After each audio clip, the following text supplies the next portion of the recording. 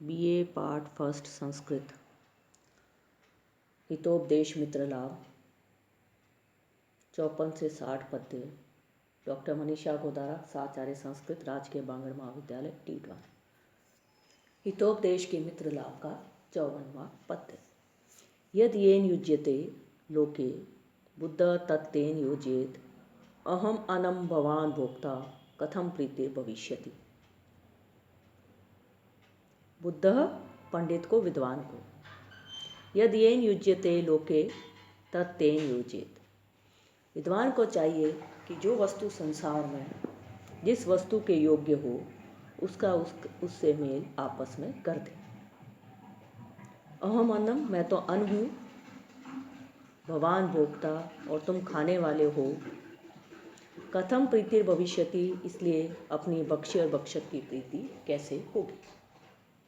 क्योंकि पंडित को चाहिए कि जो वस्तु संसार में जिस वस्तु के योग्य हो उससे मेल आपस में कर दे। मैं तो अन्न हूँ और तुम खाने वाले हो, इसलिए अपनी भक्ष्य और भक्षक की प्रीति कैसे होगी।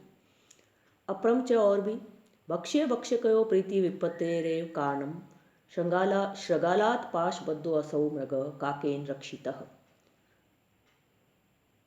और दूसरे, भक्ष्य और भक्षक की प्रीति आपत्ति की जड़ है, आपत्ति का ही कारण है।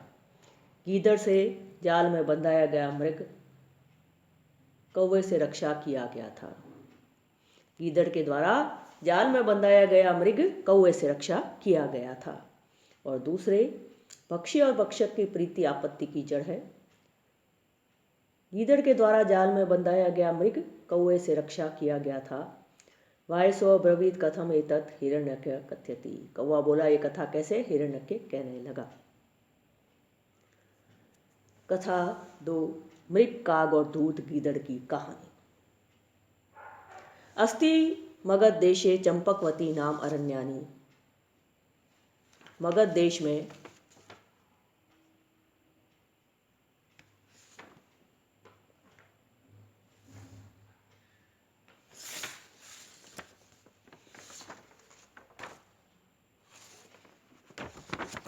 चंपकवती नाम का एक महान अरण्य था। तस्याम चिरात मेहता स्नेन मृग काको निवसत। उसमें बहुत दिनों से मृग और कौआ बड़े स्नेह से रहते थे।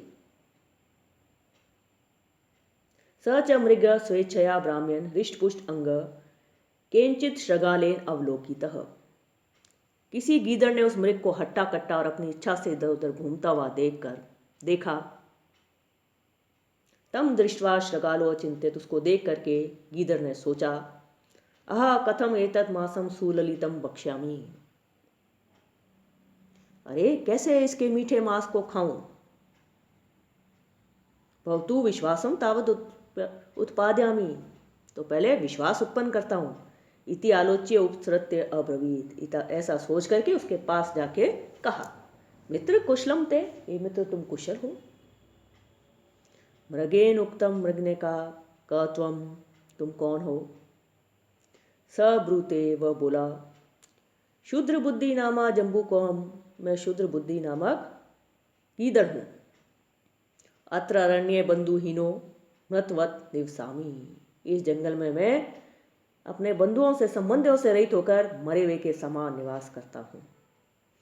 इदानीम त्वाम मित्रम आसाद्य पुनः स बंधुर जीवलोकम प्रविष्टोस्मि। इस समय तुम्हारे जैसे मित्र को प्राप्त करके मैं फिर से बंधु सहित होकर के जीवलोक में, जीवित लोक में प्रवेश कर रहा हूं।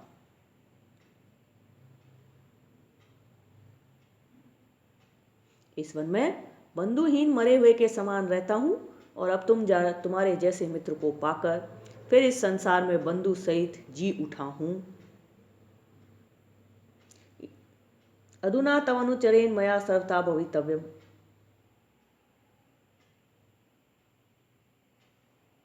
और सब प्रकार से तुम्हारा सेवक बनकर रहूंगा।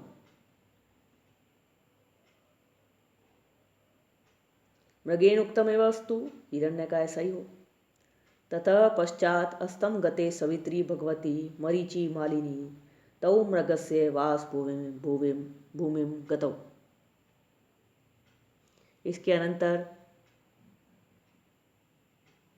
मरीचि मालिनी किरणों की माला से सुशोभित, भगवती सवित्री अस्तम गते, भगवान सूर्य के अस्त हो जाने पर, तौ वे दोनों मृगस्य वास भूमिम गतौ, हिरण के घर गए। तत् चंपक वृक्ष शाखायाम, वहाँ पर चंपक पेड़ की शाखा पर डाली पर, सुबुद्धि नाम काको मृगस्य चिरमित्रम निवसति, और वहाँ चंपा के वृक्ष की डाल पर मृग का परम मित्र सुबुद्धि नामक कौआ रहता था। तौ दृष्टवा, उन दोनों को देख करके, काको अवदत, कौवे ने कहा, सखे चित्रांग मित्र चित्रांग, को अयम द्वितीय, दूसरा कौन है? मृगो ब्रूते, हिरण बोला, जम्बू को अयम अस्मत् सख्यम इच्छन आगत, हिरण बोला, ये गीदड़ है, हमारी मित्रता को चाहता हुआ, मित्रता की इच्छा करता हुआ यहाँ आया है। काको ब्रूते, कौवा बोला, मित्र अकस्मात आगंतुना स मैत्री न युक्ता, अचानक आए हुए के साथ मित्रता करना उचित नहीं है, सही नहीं है। मगध देश में चंपकवती नाम का एक महान अरण्य था। उसमें बहुत दिनों से हिरण और कौवा बड़े स्नेह से रहते थे। किसी गीदड़ ने इस हिरण को हट्टा कट्टा और अपनी इच्छा से इधर उधर घूमता हुआ देखा। इसको देखकर गीदड़ सोचने लगा, अरे कैसे इस मीठे मांस को खाऊं, जो हो पहले इसे विश्वास उत्पन्न कराऊं। यह विचार कर उसके पास जाकर बोला, हे मित्र, तुम कुशल हो? मृग ने कहा, तुम कौन हो? वह बोला, मैं क्षुद्र बुद्धि नामक गीदड़ हूँ। इस वन में बंधुहीन मरे हुए के समान रहता हूँ, और अब तुम्हारे जैसे मित्र को पाकर फिर इस संसार में बंधु सहित जी उठा हूँ, और सब प्रकार से तुम्हारा सेवक बनकर रहूँगा। हिरण ने कहा, ऐसा ही हो, अर्थात रहो। इसके अनंतर किरणों की माला से शोभित भगवान सूर्य के अस्त हो जाने पर वे दोनों मृग के घर को गए, और वहाँ चंपा के वृक्ष की डाल पर मृग का परम मित्र सुबुद्धि नामक कौवा रहता था। कौवे ने इन दोनों को देखकर कहा, मित्र, ये चितकबरा दूसरा कौन है? मृग ने कहा, यही गीदड़ है, हमारे साथ मित्रता करने की इच्छा से आया है। कौवा बोला, मित्र, अनायास आए हुए के साथ मित्रता नहीं करनी चाहिए। तथा चोक्तम, जैसा कि कहा गया है, अज्ञात कुलशीलस्य वासो देयो न कस्यचित, मार्जारस्य ही दोषेन हतो गृदो जरद गवः। कहा भी गया है, अज्ञात कुलशील से, जिसका कुल और स्वभाव नहीं जाना है, जिसके कुल और स्वभाव का पता नहीं है, उसको घर में कभी भी नहीं ठहराना चाहिए। क्योंकि मार्जारस से दोषेन, क्योंकि बिलाव के दोष से, गृदो जरद गवहत, एक बूढ़ा गिद्ध मारा गया। क्योंकि बिलाव के अपराध से एक बूढ़ा गिद्ध मारा गया। तवाहतु कम कथम एतत् काक कथ्यति, ये सुन वे दोनों बोले, यह कथा कैसे है? कौवा कहने लगा। कथा 3, अंधा गिद्ध, बिलाव और चिड़ियों की कहानी। अस्ति भागीरथी तीरे गृधकूट नामनी पर्वते महान परकटी वृक्ष, तस्य कोटरे देव दुर्विपाकात गलित नख नयनो जरद गव नामा गृध प्रतिपस्थि। गंगा जी के किनारे गृधकूट नामक पर्वत पर एक बड़ा पाकड़ का पेड़ था। उसके खोखले में, उसके कोटर में दुर्भाग्य से एक अंधा तथा नाखूनों से रहित जरद गव नामक गिद्ध रहता था। गंगा के किनारे गृधकूट नामक पर्वत पर एक बड़ा पाकड़ का पेड़ था। उसके खोखले में दुर्भाग्य से एक अंधा और नखहीन जरद गव नामक गिद्ध रहता था। अत कृपया तज्जीवनाय तद्वृक्षवासिन पक्षिण स्व आहारात किंचित किंचित उद्धृत्य ददति। और उस वृक्ष के वासी कृपा करके उसके पालन के लिए अपने आहार में से थोड़ा थोड़ा निकाल कर देते थे, जिससे वह जीता था। तेन असो जीवती, उससे वह जीवित रहता था। अत कदाचित दीर्घकर्ण नामा मार्जारः पक्षी शावकान बक्षितुम तत्र आगतः। फिर एक दिन दीर्घकर्ण नामक बिलाव पक्षियों के बच्चों को खाने के लिए वहां आया। ततः तम आयान्तं दृष्ट्वा पक्षी शावकै भयार्थै कोलाहल कृत। पीछे उसे आया हुआ देख कर डर से घबराकर पक्षियों के बच्चे चिहाने लगे, आवाज करने लगे। तत् श्रुत्वा जरदगवेन उक्तम, उसको सुन करके जरदगव ने कहा, को अयम आयति, यह कौन आ रहा है। देर कर्णो गृदम अवलोक्य स भयम हा हतो अस्मि। देर कर्ण गिद्ध को देखकर डर कर बोला, हाय मैं मारा गया।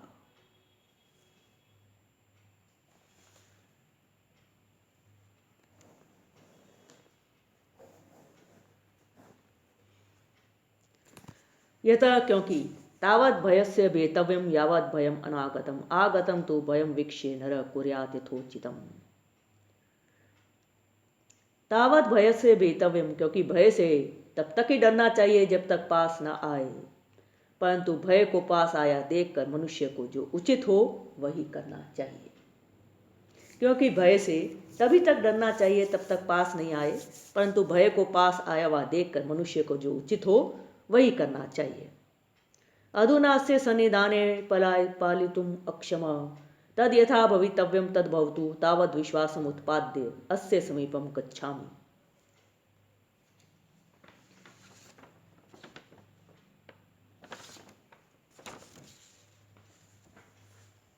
अब इसके पास से भाग नहीं सकता हूं, इसलिए जो होनहार है सो हो।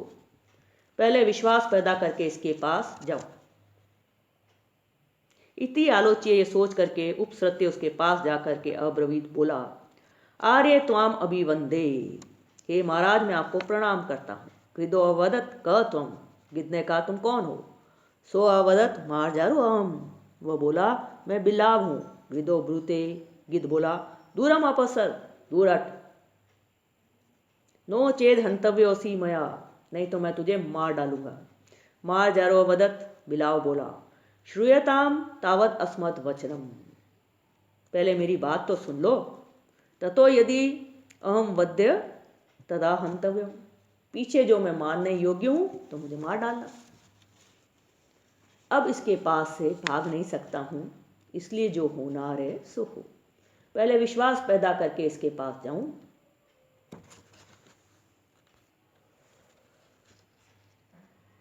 यह विचार करके उसके पास जाकर बोला, हे महाराज मैं आपको प्रणाम करता हूँ। गिद्ध बोला तू कौन है। वो बोला मैं बिलाव हूँ। गिद्ध बोला दूर हट जा, नहीं तो मैं तुझे मार डालूंगा। बिलाव बोला पहले मेरी बात तो सुन लो, पीछे जो मारने योग्य हूँ तो मार डाल। यतः क्योंकि जाति मात्रेण किम कश्चित हन्यते पूज्यते क्वचित व्यवहारम परिज्ञाय वद्य पूज्यो अथवा भवेत, क्योंकि केवल जाति से कोई मारने या सत्कार करने योग्य होता है, परंतु व्यवहार को जानकर मारने या पूजने के योग्य होता है। क्योंकि केवल जाति से ही कोई कभी मारने या सत्कार करने योग्य होता है, व्यवहार को जान करके ही मारने या पूजने के योग्य होता है। गृदो ब्रूते, गिद्ध ने कहा ब्रूहि बोलो, किम अर्थम आगतो असी, यहाँ क्यों आया है। स्ववदत, वह बोला अहम अत्र गंगा तीरे नित्य स्नायी निरामिषाशी ब्रह्मचारी चांद्रायन व्रतम आचरण तिष्ठामि।